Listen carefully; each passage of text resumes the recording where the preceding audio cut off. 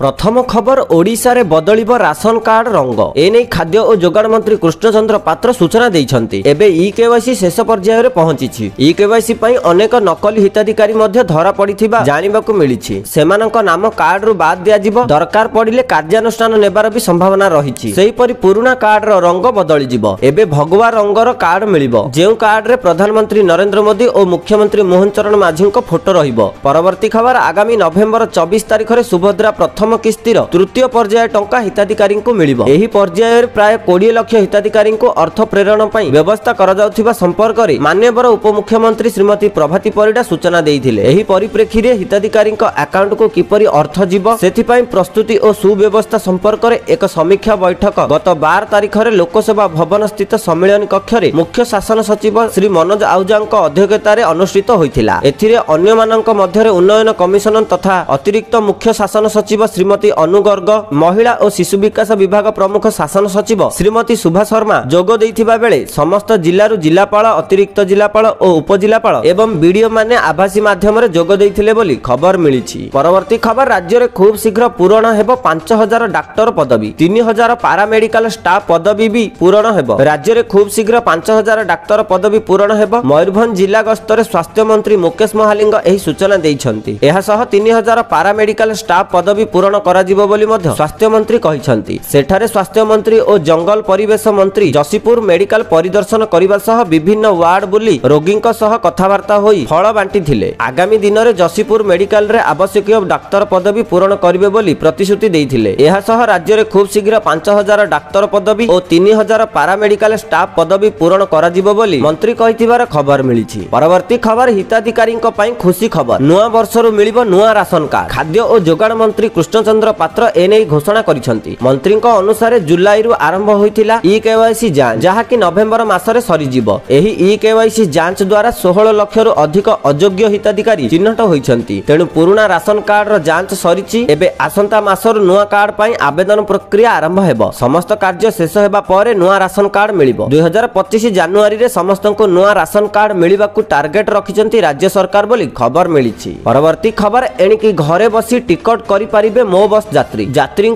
सुविधा निमंते क्रूट नेला बड़ पदक्षेप। एणिकी जणे मो बस यात्री घरे रही टिकट करि परिबे। क्रूट open network for digital commerce platform रे डिजिटल टिकट विक्रेता भाबरे पंजीकृत होइछि, जहा फल रे फोन पे, गूगल पे भली ऐप रे टिकट करि परिबे यात्री। गृह निर्माण और नगर उन्नयन विभाग प्रमुख सचिव उषा पाढ़ी, क्रूट परिचालना निर्देशक डॉक्टर एन थिरुमाला नायक, ओएनडीसी रे उपसभापति नितिन नायर प्रमुखक उपस्थिति रे मो बस ऑनलाइन टिकट शुभारंभ करिसेंति बोली खबर मिलिछि। परवर्ती खबर स्नातक रे नूतन जातीय शिक्षा नीति लागू हेबा पर छात्री एबीसी आईडी खोलिबाकू प्राथमिकता दिया जाइछि। आसंता 25 तारिख सुधा +3 प्रथम वर्ष छात्र छात्री एबीसी आईडी खोलिबाकू आंचलिक शिक्षा निर्देशालय पक्षरु उच्च शिक्षानुष्ठान मानकू मंगलवार निर्देश दिया जाइछि। सरल भाबे राज्य रे एनईपी लागू करिबाकू एहा गुरुत्वपूर्ण और बाध्यतामूलक बोली दर्शा जाइछि। समस्त 5टी आंचलिक शिक्षा निर्देशालय सेमानक अधीन रे थिबा उच्च शिक्षानुष्ठान गुडीकू एनै अवगत करा जाइथिबार जणा पड़िछि। परवर्ती खबर बदलिला पदोन्नति नियम, पुलिस बाबूंक पई खुशी खबर। एणिकी 7 वर्ष पर जणे इन्स्पेक्टर होई परिबे। पदोन्नति को 10 वर्ष रु 7 वर्ष को खसाइछंती राज्य सरकार। एनै गृह विभाग पक्षरु विज्ञप्ति प्रकाश पाइछि। तेबे पूर्व नियम अनुसार 10 वर्ष पर जणे एसआई इन्स्पेक्टर होउथिले, तेबे 7 वर्ष पर एबे इन्स्पेक्टर होई परिबे बोली विज्ञप्ति प्रकाश पाइछि। चलित वर्ष पई एही नियम कार्यकारी करा जाइछि। जदि 2024 जनवरी 1 तारिख सुधा 7 वर्ष पूर्ण करिथिले ताहाले पदोन्नति मिलिबो, अर्थात एसआई को इन्स्पेक्टर पद मिलिबो। राज्य पुलिस मुख्यालय पक्षरु दिया जाइथिबा प्रस्ताव को भल भाबे समीक्षा करिबा परे राज्य सरकार चलित वर्ष पई एसआई रु इन्स्पेक्टर रैंक को पदोन्नति पई नियम को कोहळ करिसंती बोली खबर मिलिछि। परवर्ती खबर मुख्यमंत्री देले बड़ सूचना, एका संगे ओडिशा आसीबे राष्ट्रपति और प्रधानमंत्री। एही कार्यक्रम रे देबे जोगो। 2025 जनवरी 8 रु 10 जाए भुवनेश्वर रो जनता मैदान रे प्रवासी भारतीय दिवस समारोह अनुष्ठित हेबो। एही कार्यक्रम रे जोग देबा पई ओडिशा गस्तर आसीबे राष्ट्रपति द्रौपदी मुर्मू और प्रधानमंत्री नरेंद्र मोदी सह केंद्र कैबिनेट अन्य सदस्य। मंगलवार मुख्यमंत्री मोहन चरण माझी नुआ दिल्ली रे एही सूचना दैछंती बोली खबर मिलिछि। परवर्ती खबर विदेश गस्तरे मोदी G20 शिखर सम्मेलन रे हेबे शामिल। प्रधानमंत्री नरेंद्र मोदी 16 तारिख रे 3 देश यात्रा पई विदेश गस्त करिवे। 16 रु 21 तारिख पर्यंत 6 दिनिया नाइजेरिया, ब्राजिल और गुएना गस्तरे जिबे। प्रथमे मोदी 16 और 17 तारिख नाइजेरिया गस्तरे जिबे। सेठाकर राष्ट्रपति निमंत्रण रे मोदी ଏହି ଗସ୍ତ କରୁଛନ୍ତି। 17 ବର୍ଷ ପରେ କୌଣସି ଭାରତୀୟ ପ୍ରଧାନମନ୍ତ୍ରୀଙ୍କ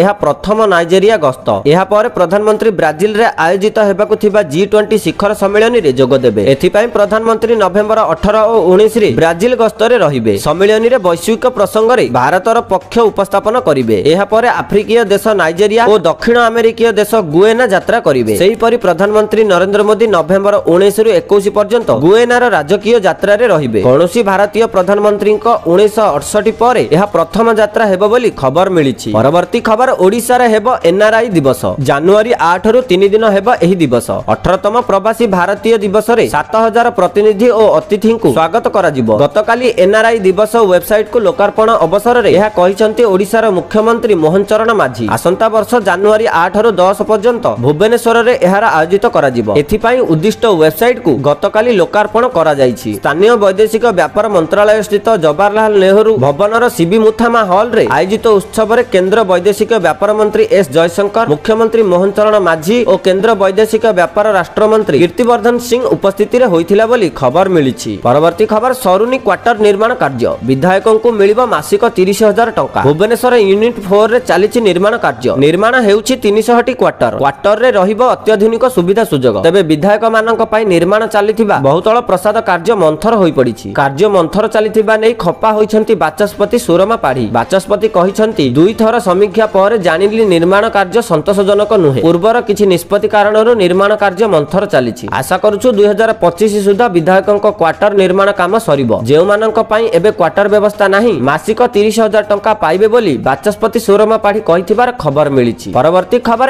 ଏଯାଏଁ ସୁଭଦ୍ରା ଟଙ୍କା ପାଇନଥିବା ମହିଳାମାନଙ୍କୁ ଉପମୁଖ୍ୟମନ୍ତ୍ରୀ ପ୍ରଭାତୀ ପରିଡ଼ା କିଛି ଟିପ୍ସ ଦେଇଛନ୍ତି। ହିତାଧିକାରୀଙ୍କୁ ଶ୍ରୀମତୀ ପରିଡ଼ା କିଛି ଗୁରୁତ୍ୱପୂର୍ଣ୍ଣ ପରାମର୍ଶ ଦେଇଛନ୍ତି। ଗୋଟିଏ ଆକାଉଣ୍ଟ ସହ ଗୋଟିଏ ମୋବାଇଲ ନମ୍ବର ଲିଙ୍କ କରିବାକୁ ସେ ପରାମର୍ଶ ଦେଇଛନ୍ତି। ପ୍ରାୟ 5 ଲକ୍ଷ ଆବେଦନକାରୀଙ୍କ ବ୍ୟାଙ୍କ ସହ ଲିଙ୍କେଜ ହୋଇନି। ବ୍ୟାଙ୍କ ଆକାଉଣ୍ଟ, ଆଧାର କାର୍ଡ, ମୋବାଇଲ ନମ୍ବର ମଧ୍ୟରେ ସମନ୍ୱୟ ନାହିଁ। ଯାହାଙ୍କର 2-3ଟି ଆକାଉଣ୍ଟ ରହିଛି ସେମାନଙ୍କର ଏହି ସମସ୍ୟା ରହୁଛି। ବ୍ୟାଙ୍କ ଯାଇ ଗୋଟିଏ ଆକାଉଣ୍ଟ ସହ ଗୋଟିଏ ମୋବାଇଲ ନମ୍ବର ଯୋଡ଼ିବାକୁ ଉପମୁଖ୍ୟମନ୍ତ୍ରୀ ପରାମର୍ଶ ଦେଇଛନ୍ତି। ଏହାଛଡ଼ା ସେ କହିଛନ୍ତି ଯେ ଆସନ୍ତା 24 ତାରିଖ ଦିନ ବାକି ରହିଥିବା ହିତାଧିକାରୀଙ୍କୁ ଟଙ୍କା ମିଳିବ। ଏଥିରୁ କେହି ବଞ୍ଚିତ ହେଲେ 24 ତାରିଖ ପରେ ଟିମ୍ ଗାଁକୁ ଗାଁ ଯିବ। ଅଙ୍ଗନବାଡି କର୍ମୀମାନେ ବ୍ୟକ୍ତିଗତ ଭାବେ ଭେରିଫିକେସନ କରିବେ ବୋଲି ଶ୍ରୀମତୀ ପ୍ରଭାତୀ ପରିଡ଼ା କହିଛନ୍ତି। ତେବେ ଆପଣଙ୍କର କଣ କଣ ସମସ୍ୟା ଅଛି ତାହା ପ୍ରଥମେ ଜାଣି ନିଅନ୍ତୁ। ସୁଭଦ୍ରା ଅଧୀନରେ ପଞ୍ଜୀକୃତ ଆବେଦନକାରୀମାନଙ୍କ ମଧ୍ୟରୁ ଯେଉଁମାନଙ୍କର ବ୍ୟାଙ୍କ ଆକାଉଣ୍ଟ ସମ୍ବନ୍ଧୀୟ ସମସ୍ୟା ଅଛି ସେମାନେ ପ୍ରଥମେ ତାହାର ଯାଞ୍ଚ କରନ୍ତୁ। ଯଥା ଆଧାର ସଂଯୋଗୀକରଣ ନ ହେବା, ଆଧାର ଅଚଳ ହେବା, ସିଧାସଳଖ ଲାଭ ପ୍ରାପ୍ତି ନିମନ୍ତେ ଆକାଉଣ୍ଟ ସକ୍ଷମ ନଥିବା, ଆକାଉଣ୍ଟ ଅଚଳ ଥିବା ଓ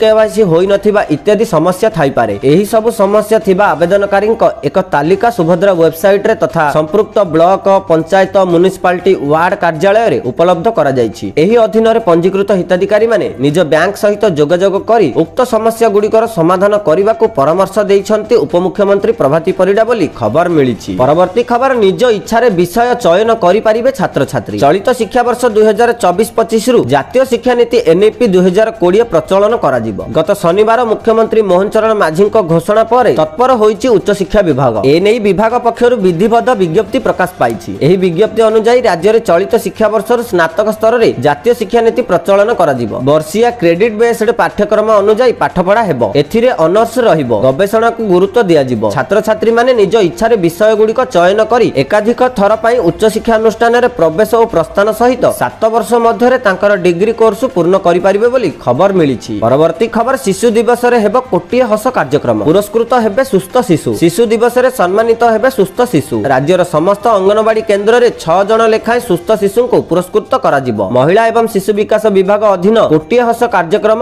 ଏବଂ ପୋଷଣ ଅଭିଯାନ ସହ ସମାନ୍ତରାଳ ଭାବେ ଏହାକୁ ରାଜ୍ୟବ୍ୟାପୀ ଆୟୋଜିତ କରାଯିବ। ଏହି ପରିପ୍ରେକ୍ଷୀରେ ସମସ୍ତ ଜିଲ୍ଲାକୁ ଏକ ନିର୍ଦ୍ଦେଶାବଳୀ ପ୍ରଦାନ କରାଯାଇଛି। ଏହି ଅବସରରେ ଆଦ୍ୟ ଶୈଶବର ଯତ୍ନ ଓ ଶିକ୍ଷା ଉପରେ ଶିଶୁମାନଙ୍କ ପାଇଁ ଉତ୍ସବ କୋଟିଏ ହସ କାର୍ଯ୍ୟକ୍ରମ ଆୟୋଜିତ ହେବ। ତେବେ ପ୍ରଥମ କରି ରାଜ୍ୟର ସମସ୍ତ 8,418ଟି ଅଙ୍ଗନବାଡି କେନ୍ଦ୍ରରେ କୋଟିଏ ହସ ସହିତ ପୋଷଣ ଶିଶୁ ଓ ସେମାନଙ୍କ ପିତାମାତାଙ୍କୁ ମଧ୍ୟ ପ୍ରୋତ୍ସାହିତ କରାଯିବ ବୋଲି ଖବର ମିଳିଛି। ପରବର୍ତ୍ତୀ ଖବର, ଖୁବ୍ ଶୀଘ୍ର ବେଦାନ୍ତ ପାଇଥିବା ଜମିକୁ ଲୋକଙ୍କୁ ଫେରସ୍ତ କରାଯିବ। ପୁରୀ ବେଦାନ୍ତ ଜମି ପ୍ରସଙ୍ଗରେ ରାଜସ୍ୱ ମନ୍ତ୍ରୀ ସୁରେଶ ପୂଜାରୀ ଏଭଳି ସୂଚନା ଦେଇଛନ୍ତି। ଏଥିଲାଗି ସରକାର ଲୋକଙ୍କୁ ଜମି ଫେରାଇବା ପାଇଁ ପ୍ରକ୍ରିୟା ଆରମ୍ଭ କରିଛନ୍ତି। ଖୁବ୍ ଶୀଘ୍ର ଜିଲ୍ଲା ପ୍ରଶାସନ ପ୍ରକ୍ରିୟା ଆରମ୍ଭ କରିବେ। ଏହି ପ୍ରକ୍ରିୟା ପାଇଁ ଲୋକଙ୍କୁ ଟଙ୍କାଟିଏ ବି ଖର୍ଚ୍ଚ କରିବାକୁ ପଡ଼ିବନି। ଦିନେ 2 ଦିନ ଭିତରେ ପ୍ରକ୍ରିୟା ସରିବ, ବିଜ୍ଞପ୍ତି ପ୍ରକାଶ ପାଇବ, ତାପରେ ଜମି ଫେରାଯିବ ବୋଲି ମନ୍ତ୍ରୀ କହିଥିବାର ଖବର ମିଳିଛି। ପରବର୍ତ୍ତୀ ଖବର, ବୁଲଡୋଜର ଆକ୍ସନ ପ୍ରସଙ୍ଗରେ ସୁପ୍ରିମକୋର୍ଟଙ୍କ ବଡ଼ ରାୟ। ଭାଙ୍ଗିବା ସମ୍ପର୍କରେ କାର୍ଯ୍ୟନିର୍ବାହୀ ନେଇପାରିବେନି ଆଇନ ନିଷ୍ପତ୍ତି ବୁଲଡୋଜର କାର୍ଯ୍ୟାନୁଷ୍ଠାନ ଉପରେ ସୁପ୍ରିମକୋର୍ଟ ଏକ ଗୁରୁତ୍ୱପୂର୍ଣ୍ଣ ନିଷ୍ପତ୍ତି ଦେଇଛନ୍ତି। ସେ ବୁଲଡୋଜର ଆକ୍ସନକୁ ନିଷିଦ୍ଧ କରିଛନ୍ତି। ସୁପ୍ରିମକୋର୍ଟଙ୍କ ଏହି ଆଦେଶ କୌଣସି ରାଜ୍ୟ ପାଇଁ ନୁହେଁ ବରଂ ସମଗ୍ର ଦେଶ ପାଇଁ ଅଟେ। ଅଦାଲତ କହିଛନ୍ତି ଯେ କେବଳ ଦୋଷୀ କିମ୍ବା ଅପରାଧୀ ମାମଲାରେ ଅଭିଯୁକ୍ତଙ୍କ ଆଧାରରେ କାହାର ଘର ଭାଙ୍ଗି ପାରିବ ନାହିଁ। ଏଭଳି ପରିସ୍ଥିତିରେ କର୍ତ୍ତୃପକ୍ଷ ଆଇନକୁ ଅଣଦେଖା କରିପାରିବେ ନାହିଁ ଏବଂ ବୁଲଡୋଜର କାର୍ଯ୍ୟାନୁଷ୍ଠାନ ଗ୍ରହଣ କରିପାରିବେ ନାହିଁ। ମୌଳିକ ଅଧିକାରକୁ ଆଗକୁ ବଢ଼ାଇବା ଏବଂ ଆଇନଗତ ଅଧିକାର ହାସଲ କରିବା ପାଇଁ କାର୍ଯ୍ୟନିର୍ବାହୀ ଅଧିକାରୀଙ୍କୁ ନିର୍ଦ୍ଦେଶ ଦିଆଯାଇପାରିବ ବୋଲି କୋର୍ଟ କହିଛନ୍ତି ବୋଲି ଖବର ମିଳିଛି। ତ ଦର୍ଶକ ବନ୍ଧୁ, ଏ ଥିଲା ଆଜି ସକାଳର କେତୋଟି ଗୁରୁତ୍ୱପୂର୍ଣ୍ଣ ଖବର। ଯଦି ଏହି ଭିଡ଼ିଓଟି ଆପଣମାନଙ୍କୁ ଭଲ ଲାଗିଛି ଲାଇକ୍ କରିବା ସହିତ ଆମ ଚ୍ୟାନେଲକୁ ସବସ୍କ୍ରାଇବ୍ କରନ୍ତୁ। ଧନ୍ୟବାଦ।